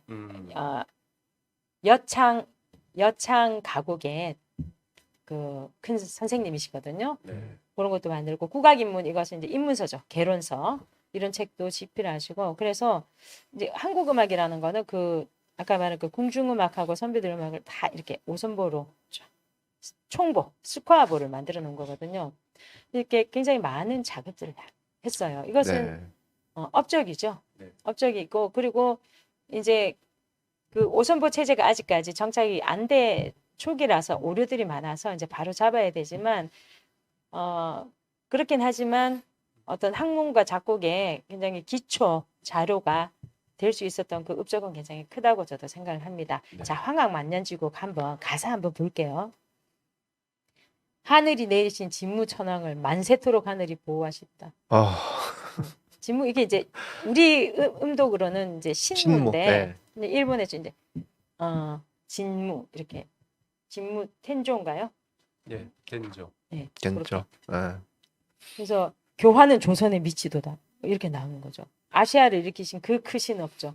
여기다 아시아에서 전쟁 벌이는 게 다 이제 업적인 거죠.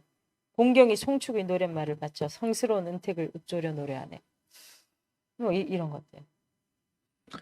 이것뿐만이 아니라 또 뭐 그러니까 당연히 그 초연이 그 개국 2600주년 이거를 위해서 공모를 한 거니까 기념 봉축 연주회에서 초연이 됐고요. 동경까지 가려고 했는데 그건 취소가 됐어요. 그래서 굉장히 구체적으로 일본 천황가의 업적을 찬양해요. 저 가사가 보면.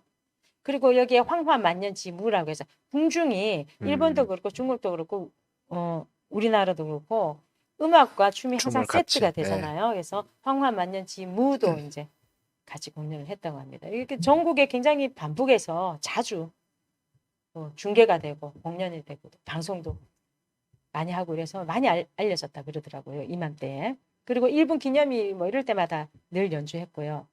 그리고 이 악보가 아까 이제 첫 장에서 보셨지만 그 노래와 국악 반연화 관주로 되어 있는데 오선보 사용했고요.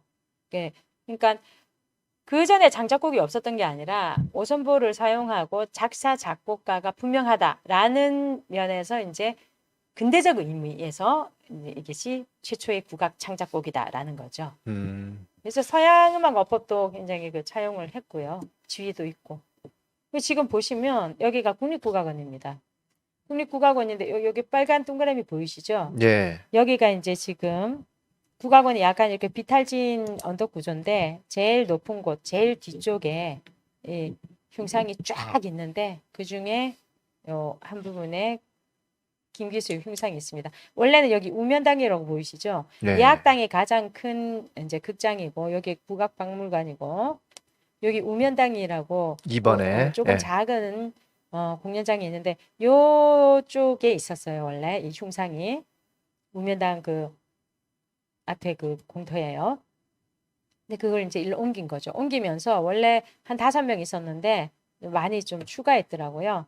그래서 보시면 이게 김기수의 흉상인데 여기 악보 있고 요거는 대금이고요.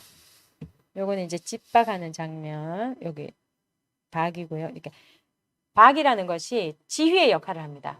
우리 그 궁중음악에서 여기는 이제 김기수에 대한 그 안내. 여기에 그 흉상 바로 밑에 이렇게 쓰여 있습니다. 근대 한국 음악의 자각 대마루 김기수 선생, 주컨 김기수 선생 이렇게 되어 있고요. 여기 이제 김기수에 대해 이제 여태까지 해온 제가 말씀드린 것들이 이렇게 추려져 있는데 그나마 여기 이 황화 만년지국에 대해서 언급이 있습니다. 이게 지금 95년도에 만들어진 표시석인가요? 아까 위에 보니까 95년도 2월 23일 날 예. 이렇게 막 박물관이 예. 국악박물관이 생길 때 그때에 이제 그때 근데 흉상이 만들어집니다. 이 이제 흉상 그때에는 이런 예. 안내에 이런 뭐 친일 행적 이런 것들은 분명히 들어가 있지 않았던 걸로 제가 기억을 해요. 근데 이번에 이제 다시 제가 가서 촬영을 했더니 요 황하만년지고 이것이 일본 천황가의 업적을 찬양하고 아시아 맹주 대동아 공령의 주체로서 일제를 미화한 이능화의 한시에 곡을 붙인 것이다. 이 내용이 분명히 명시가 됐더라고요. 근데 이제 내용이 명시된 것까지는 그래도 굉장히 긍정적인 것 같아요. 예, 근데 이 내용 조금은 나아졌다는 네네. 거죠. 근데 이 내용에 비판 의식이 전혀 없는 거예요. 오히려 그렇죠. 일제를 찬양한 것 같은 느낌이 드는 거예요. 이래서 그렇죠. 김기수는 거기에 일제 대해서 좀 비판적인 내용을 한 문장이 더 들어가야 맞는 그러게요. 거죠. 근데 비판 의식이 전혀 없는 상태에서 이렇게만 돼 네. 있으니까 굉장히 오히려 정말 좀 치욕스럽고 어떻게 네네. 보면. 네. 그래서 이건 좀 조금 그 어떤 비판적인 글을 한 줄 정도는 더 넣어야 되지 않을까라는 생각이 들어요. 근데 요 정도까지 넣기에도 아마 오랜 세월이 내부에서 걸렸을 거다. 여러 네. 그 논란이 있었을 거라고 생각을 해요. 그럼 뭐 구체적인 내용들은 제가 물어봐도 또 그 내부에서 또 이야기해 줄 수 없는 사연들이 있을 것이고 그래서 이제 우리의 자세에 대해서 한번 네, 말씀을 그래요. 드리자면 그러니까 지금까지 우리가 그 친일 음악인, 그다음에 친일파를 대했던 그런 자세가 그냥 우리는 너무 비판 의식 없이 좀 많이 받았던 것 같아요. 이제 앞으로 우리가 어떻게 이런 친일 음악인을 또는 친일파에 대해서 어떻게 네. 받아들여야 될지 이것도 좀 생각을 해봐야 될 것 같아요. 그럼요. 우선 뭐 지난번에도 그런 말씀을 드렸지만 이게 친일 음악인의 곡만 좀 강조가 되어 왔거든요. 이런 관행을 바로 잡아야죠. 네. 공은 그러니까 업적 동족과 공은 인정해야죠. 음. 뭐 약간 뭐 좀 잘못된 부분이 있다고 그 사람이 통째로 부정되는 이런 것을 추구하는 것은 아니니까요. 그 업적이나 공은 인정을 하되 과도 분명히 해야 된다는 것이죠. 근데 여태까지는 너무 공만 강조해 왔다는 거죠. 이건 바로 잡아야 됩니다.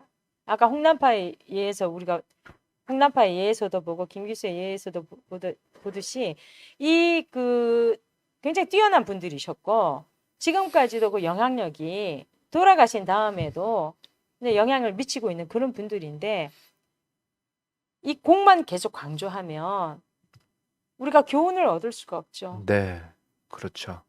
언제든지 물론 두 번 다시는 이렇게 큰 민족적인 비극은 없어야 되겠지만 일상생활에서도 우리가 어떤 공익이라는 개념과 사익이라는 개념이 부딪힐 때 어떤 자세를 취해야 할 것인가, 어떻게 해야 내가 나 자신의 명예를 더럽히지 않고 또 내 가족과 내 집안의 명예를 더럽히지 않고 나아가서 우리 내가 속한 모든 집단의 명예를 더럽히지 않고 떳떳하게 살아갈 수 있을 것인가, 이런 어떤 교훈을 줄 수 있어야 된다는 거죠. 그래서 과 또한 분명히 해야 된다. 그 말씀도 옳은데 원래 좀 엄격하게 원칙을 얘기하자면 네. 그런 이 동족과 국가를 배반한 그런 반역자들은 말이에요. 네. 공이라고 하는 것 자체를 인정할 수가 없어요. 해서는 안 되는 네. 것이고, 그게 근데 우리 한국 사회가 그러면 관대했었느냐? 전혀 그렇지 않거든요. 왜 그러냐면은 그 월북한 그런 예술인들 있지 않습니까? 뭐 네. 문예인 네, 예술인 이런 분들은 아무리 뛰어난 재능을 가지고 또 문화예술계에 큰 족적을 남긴 사람이라고 하더라도 철저하게 흔적을 지워버렸어요. 그렇죠. 88년까지, 네. 1988년까지. 그렇게 지워도 아무 문제 없어요. 아무 문제 없는데 그걸 안 했죠. 예. 예, 이 원칙은 그건데 지금 와가지고 지금 해방 후 거의 80년이 다 돼 오고 있는데 갑자기 그러면은 그 사람들의 그 족적 흔적을 지워버린다? 이게 가능한 일이 아니기 때문에 예. 그렇다면은 과라도 같이 기록을 남기고 그렇죠. 기억하자라는 말이 나온 거지. 그렇죠. 예. 원래는 지웠어야 되는 사람들. 네, 맞습니다. 네, 그 말씀에도 동의합니다. 그러니까 원칙에 대한 부분을 말씀하셨고 예, 김장희 예. 선생님은 지금 현재 시대의 상황에 대해서 먼저 시대의 말씀을 하신 거죠. 상황보다는요. 네. 제 관점에서는 제가 이제 제가 이제 학자이기도 하지만 예술인이기도 하지 않습니까? 그랬을 때에 그런 그 학문적 업적과 예술적 업적 이런 것들은 그 하나의 유산의 측면으로서 거기에 어떤 친일 내용 이런 것들은 당연히 배제해야 되지만 그렇지 않은 경우에는 이제 이제 이야기를 말씀을 드리자면 친일 내용이 없고 일단 그런데 이제 예술성이 뛰어나다 또 그런 작품들 또 객관적으로 검증된 어떤 업적. 업적들 이런 거에 대해서는 해당 인물의 친일 행적을 동시에 싣는 조건으로 좀 유지할 필요가 있지 않나, 교과서 같은 데서 이거를 통째로 부정하면 우리가 거기에 그 이외의 것에서는 너무나 얻을 게 없다는 거죠. 궁중음악 이황식 악구 자체에서 유지된 게 아니면 그때 버릴 수가 없는 거라는 거죠. 아닌데 그 그리고 말씀 이제, 맞는데 반역자를 교과서에 실으면 안 되죠. 그건 교과서에는 실으면 안 돼요. 예, 뭐 기록을 남기고 뭐 예, 예. 그렇게는 하더라도 근데 우리나라는 그런 사람들이 너무나 많이 교과서에 그렇죠. 실렸기 예. 실려 있다가 맞습니다. 보니까 그래서 저도 이제 그 교과서에 수록된 그럼 친일 음악인의 작품 어떻게 할 것인가 일단 세밀하게 조사를 해야 되고요. 조사해서 사실 이제 그 친일의 정도에 따라서 그 이제 기준 아까 두 가지 민문연하고 진상규명위원회도 약간 달랐잖아요. 그렇게 해서 조금 우리가 어느 정도 합의를 이룬다면 그 범위 내에 들어가는 거에 대해서는 배제를 해야죠, 당연히. 그리고 친일을 적극적으로 하지 않았다 하더라도 그 사람의 작품의 일부라도 친일의 내용이 담기거나 뭐 의심되는 작품 이런 것들도 삭제를 해야 되고요. 네. 그런데 이제 좀 방금 말씀드렸듯이 이제 친일 내용이 없고 예술성이 뛰어난다 작품이 그리고 또 이제 업적이 객관적으로 검증이 됐다 이런 부분들은 그 사람이 아니라 그 작품과 업적은 우리가 그 교육의 자료로 활용을 하지 않을 수가 없는 음. 운명에 처해 있다는 거죠. 아, 네네. 그래서 그러니까 여기서 지금 말씀하신 이제 그 교과서라는 거는 우리가 이제 지금 제목도 타이틀도 교과서의 친일파들이잖아요. 네, 단순히 초중고등학교의 교과서뿐만이 아니라 대학 교재 그것도 그렇죠. 교과서잖아요. 네네. 당연히 그래서 그 부분까지 다 포함돼서 이제 사실은 말씀을 대학 하시는 교육제가 거죠. 더 중요하죠. 왜냐하면 네. 전문가를 키우는 그렇죠. 저기 때문에 그래서 이제 요런 교과서에 수록된 그 진일음악인의 작품에 대해서는 요런 그 과정이 필요하고요. 아무튼 최종적으로는 일제강점기 이전에 우리의 어떤 문화적인 또 음악적인 전통을 교과서에서도 점차 회복을 시켜 나가야 된다. 네. 라는 말씀을 이제 드리면서 네네. 그래요. 네. 뭐 마무리하도록 하겠습니다. 우리 뭐 정천수 변호사님 뭐 끝으로 한 말씀 해주실 말씀 있으면 하시죠. 네, 뭐 이제 계속 같은 얘기들을 우리가 되풀이했는데 모든 것들을 다 같이 기억하고 같이 기록해야 합니다. 네. 예, 그게 맞습니다. 중요한 것이고요. 네. 그리고 또 사실 그런 어떤 과에 대한 그 기억과 기록 속에는 거기에 대한 비평도 반드시 포함되어야죠. 그렇죠. 네. 굉장히 중요합니다. 네네. 그렇습니다. 자, 오늘 교과서의 친일파들 홍남파 김기수 편을 마치도록 하겠습니다. 다음, 죄송합니다. 다음 시간에는 교과서의 친일파들 대중음악인들에 대해서 알아보는 시간을 갖도록 하겠습니다. 자, 오늘 방송 여기서 마칩니다. 네, 고맙습니다. 감사합니다.